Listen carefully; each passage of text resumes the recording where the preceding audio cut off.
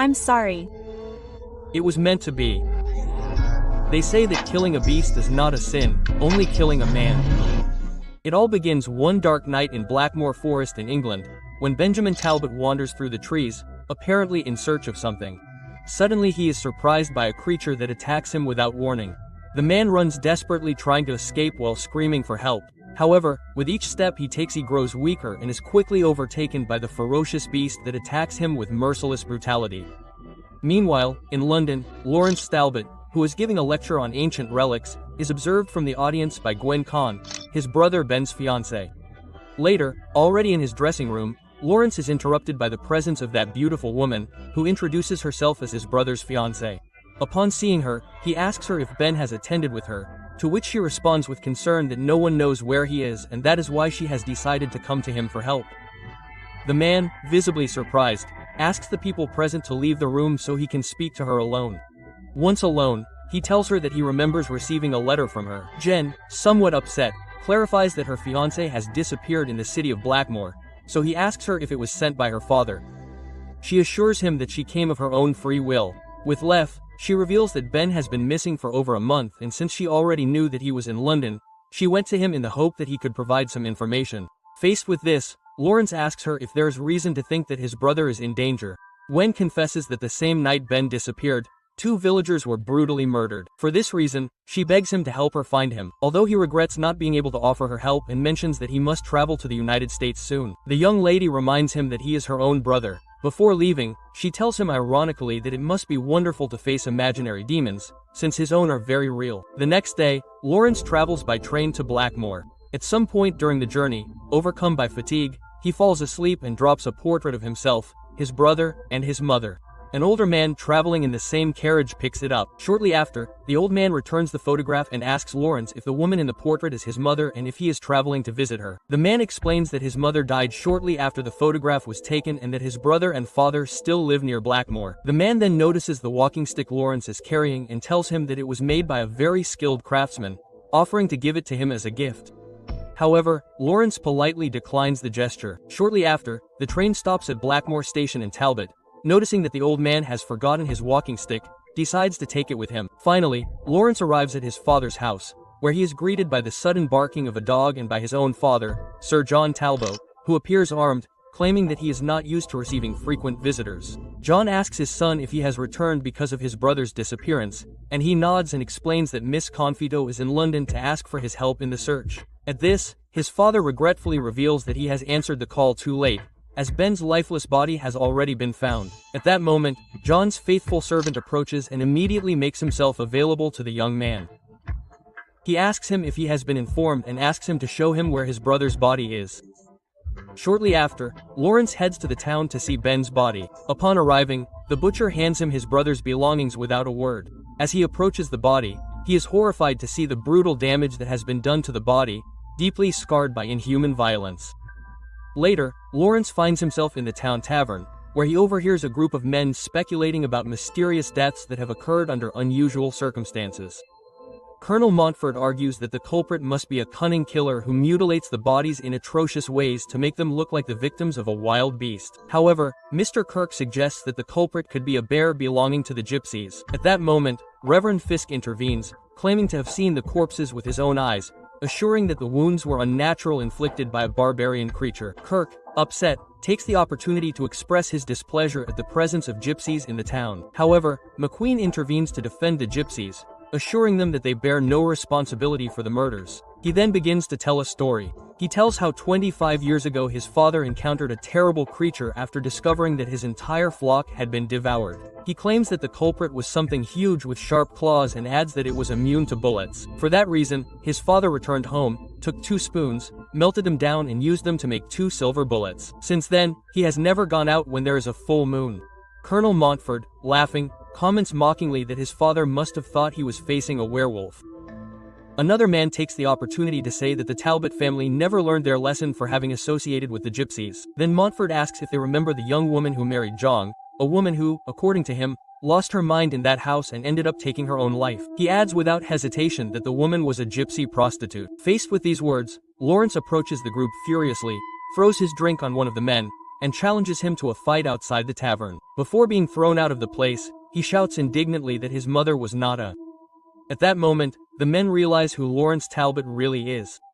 That same night, during dinner at the Talbots' house, father and son have an intense conversation. She tells him that she has noticed how the townspeople still haven't forgotten what happened at their home and adds that she senses something unusual about the security there. Sir John, in response, suggests that she is confusing him with her own conscience and asks if he really feels at peace with himself. This conversation makes Wen uncomfortable, who decides to leave the table in silence. Later, Lawrence speaks to his father again and confesses that he has seen Ben's body. He wonders what kind of creature could have caused such harm. The man replies that he has witnessed the savagery of bears and tigers, the most ferocious creatures in nature, but he has never seen anything like what happened to his son. Lawrence shows him a strange medallion that he found among his brother's belongings. His father explains that it is a gypsy saint and reveals that Ben used to act as his intermediary with the gypsies. Then, while gazing at the moon from a window, John advises his son never to look back, since the past, in his words, is a veritable jungle of horrors. Later, Lawrence goes to Wen's room to give her Ben's belongings.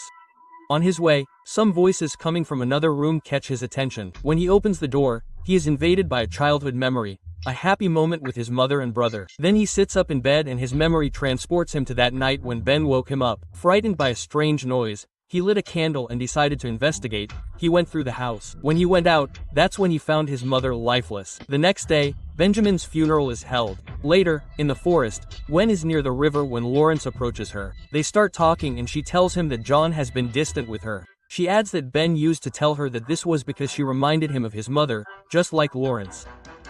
He concludes that perhaps for that same reason his father had him admitted to a psychiatric hospital and then sent him to live with his aunt in America. Shortly after, Conliffe decides to leave the Talbot house, but first asks Lawrence when he plans to return to London.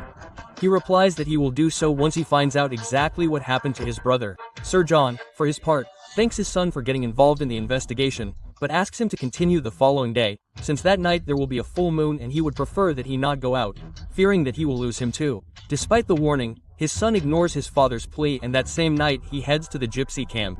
Upon arriving, a boy approaches him to translate the words of an old gypsy man, who begs him to stay there, warning him that the forest is not safe. Our protagonist shows the gypsies his brother's medallion and the boy accompanying him tells him that he must speak to Maleva. Upon seeing the gypsy woman, Lawrence asks to talk to her about his brother. However, at that moment, one of the gypsies notices the arrival of a group of men from the village, alerts his own people and is brutally attacked shortly after. Upon reaching the camp, the men of the village demand that the bear be handed over to them.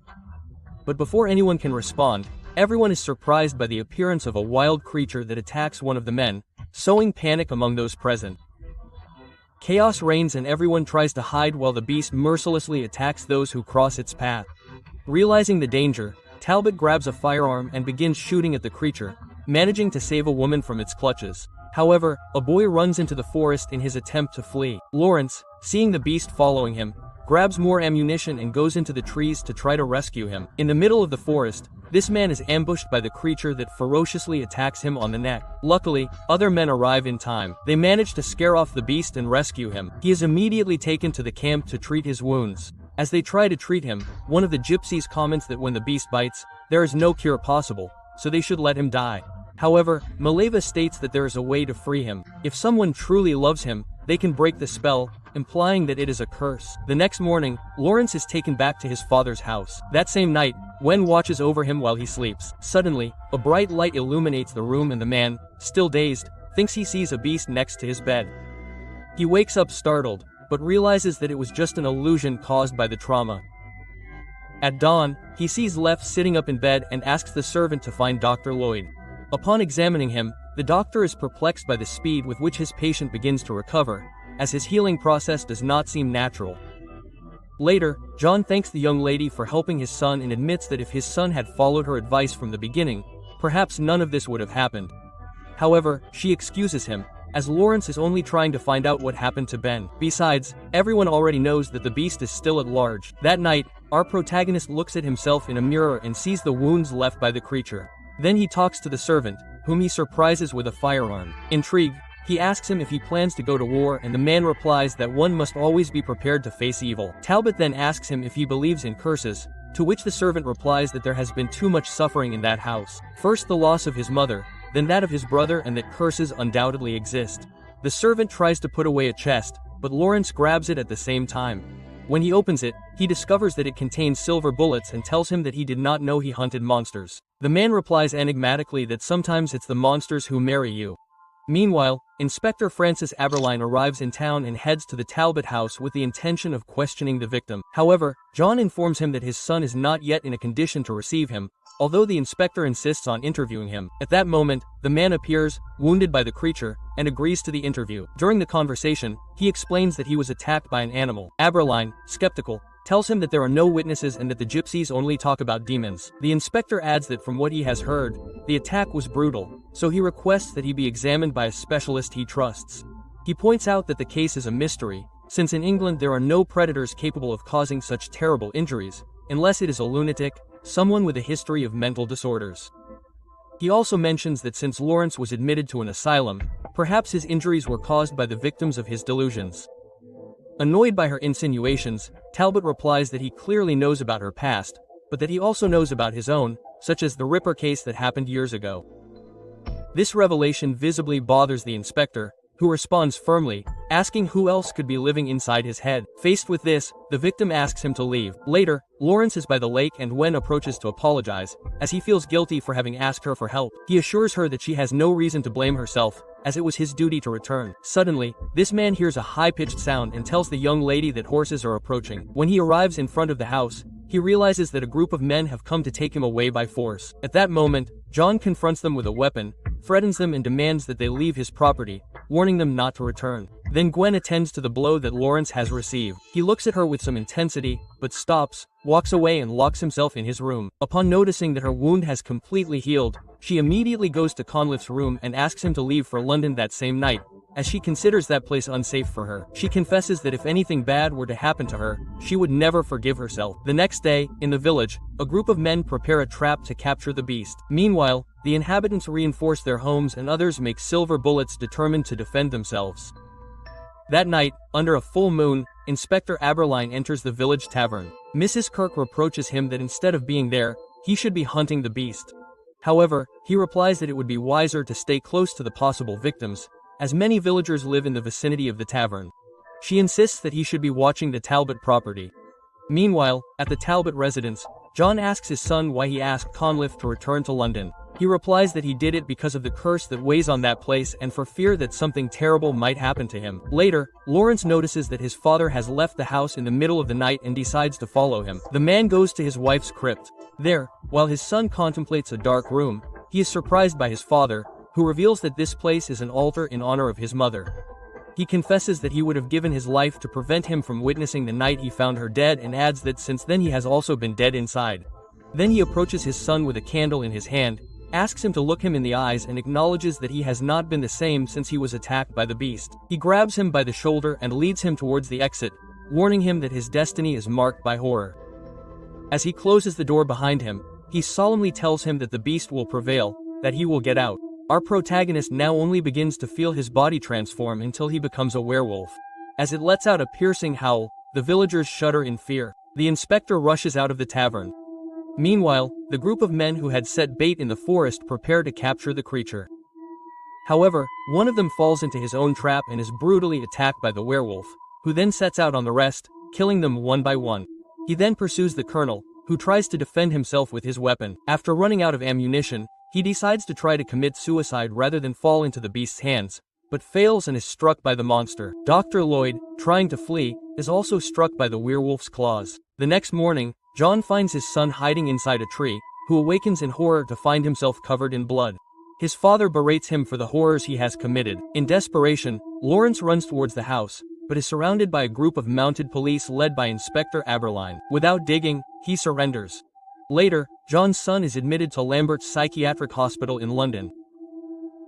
There, Dr. Joniger reveals to our protagonist that he regrets seeing him back among them, although he assures us that they have made notable advances in the treatment of disorders such as the one he suffers from. Immediately, the patient begins to be subjected to a series of physical and psychological abuses directed directly by the doctor himself.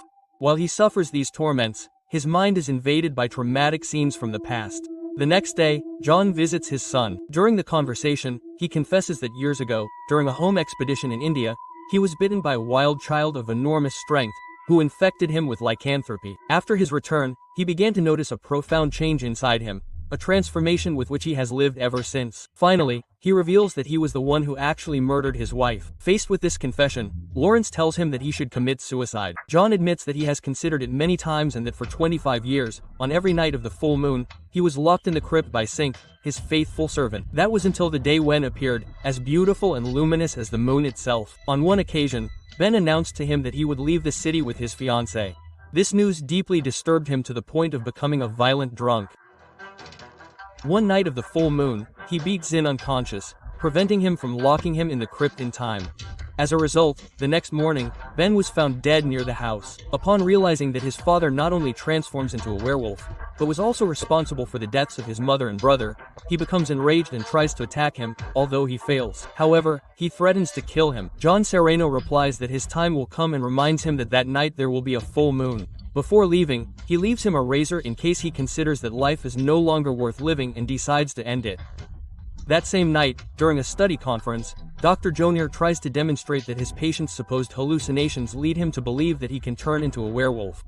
According to him, having lost his mother as a child and not being able to process that trauma, he generated a fantasy in which his father became the monster responsible for his pain. In the middle of the presentation, Inspector Aberline also joins in. The doctor addresses Talbot directly and states that John is not a werewolf and therefore he was never bitten by a beast. He tells him that his belief is as absurd as thinking that one day he will grow wings and be able to fly. These words provoke mockery from those present. Lines, his voice muffled by the gag, asks for help. When his mouth is freed, he gives them a clear warning. They must stop immediately or he will kill them all. His words are received with laughter and disdain, but suddenly Talbot's body begins to transform in front of everyone, revealing his true nature. The astonished present can barely react. The doctor, who at first tries to deny what he sees, finally realizes the horror that is coming. Seized by fear, he watches as the ward panics as everyone desperately tries to escape.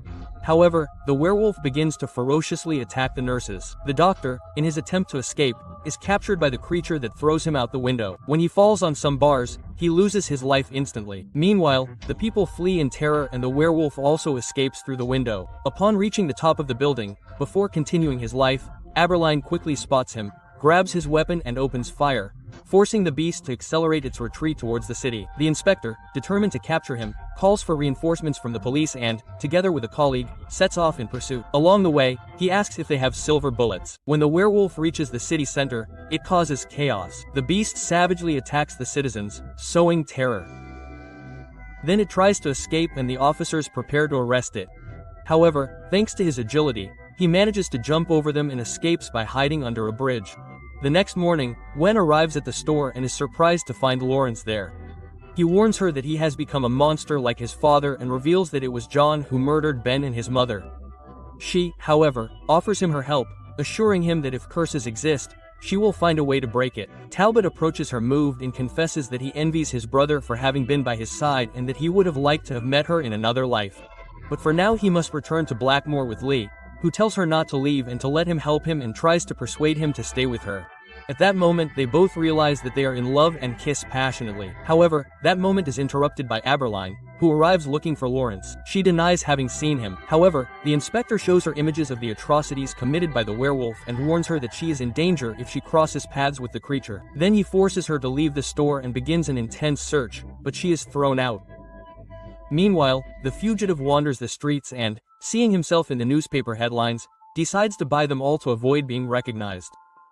Later, Jen begins researching lycanthropy and discovers that its origins date back to an ancient gypsy culture. Determined to find a solution, she travels to Blackmore in search of the gypsy Maleva. On the other hand, Aberline and a group of police officers arm themselves with silver bullets and also head towards Blackmore. Finally, with Leff, he manages to meet with Maleva and immediately asks her for help to save Talbot. However, the gypsy replies that this is her destiny. Looking into Wen's eyes, he perceives that she truly loves him, so he asks her if she is willing to condemn him or free him even at the risk of her own life. The determined young lady assures him that she will do everything she can to save him. However, Maleva reveals to him that there is no cure. She warns him that she could lose her life in the attempt, but looks at her with tenderness and blesses her, urging her to fulfill her duty. On the other hand, the inspector and his men enter the town's tavern. From there, he organizes the operation to catch Lawrence and orders that as soon as they see him, they must open fire without hesitation. At nightfall, Talbot walks through the forest until he reaches his father's house. Upon entering, he is astonished to see Z's corpse hanging from the wall. Without wasting any time,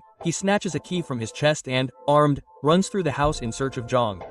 Meanwhile, in the town with Leff, he realizes that Aberline has seen him and flees. He runs after her. Inside the mansion, Lawrence continues searching for his father, who has already noticed his presence. The young man goes to the servant's room, where he uses the key to open a chest and take silver bullets. He then prepares his weapon with determination. Cautiously, he enters the room. There he finds the body of a policeman and his father standing in the doorway in front of him. John sarcastically tells him that the prodigal son has returned. Then he takes the cane that a man gave to Lawrence on the train. He approaches him and asks him if the rifle is loaded with Sin's bullets. Without warning, he raises the weapon with the cane so that it points directly at his face, provoking his son to shoot. Our protagonist, without thinking, pulls the trigger, but the gun misfires. John seizes the moment and hits him with the cane, leaving him defenseless. He reveals that many years ago he removed the gunpowder from those bullets, confesses that he is impressed by his courage and that he has finally become the man he always wanted to see in his son. As he speaks, he continues to attack him over and over again. Lawrence tries to reach for an object to defend himself, but John prevents him with another blow.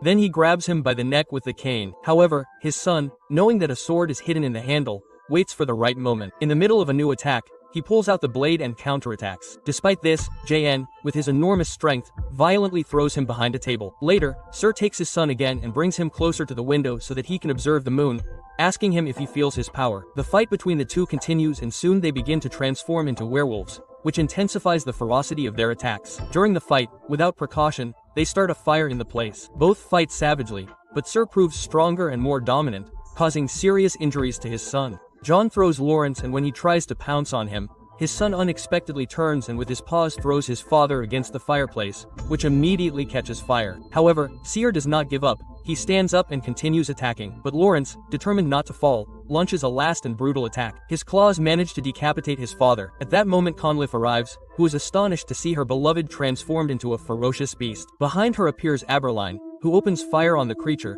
but Wen intervenes by deflecting the shot. When attacked, the werewolf becomes enraged and violently attacks the inspector. Wen, taking the policeman's weapon, flees the scene, but the beast pursues her. Aberline, wounded and determined to finish off the creature, takes the dagger hidden in his cane and goes after his enemy. While the young lady runs armed through the forest to save herself, the beast follows her. In turn, it is seen that the Talbot mansion is on fire. Shortly after, Francis arrives with a group of armed men and dogs and they enter the forest to hunt the creature. Jen continues running until she reaches the bank of a river. The beast appears and she fearfully points the weapon at him. He approaches slowly while she speaks to him in the hope of making him see reason and recognize her. But when he falls, he drops the weapon. The beast immobilizes her and she tries to remind him who she is. Then, the presence of the group distracts the werewolf. She takes advantage and shoots him without thinking. Lince grabs her by the hand and in that moment she changes back to human form. Conliffe holds him in his arms and when he opens his eyes he hears her crying while apologizing for what happened. Our protagonist consoles her by telling her that this was her destiny and that it had to be this way. Then he dies. Aberline arrives with the hunters and upon seeing the full moon is horrified to realize his inevitable fate. He will be the next werewolf. After being bitten by Lawrence, while the Talbot mansion burns to the ground, Wen utters words that reflect the tradition of gypsy culture. It is said that killing a beast is not a sin, only killing a man is. But then, where does one begin and the other end? Moments later, a werewolf howl is heard in the distance. Ah!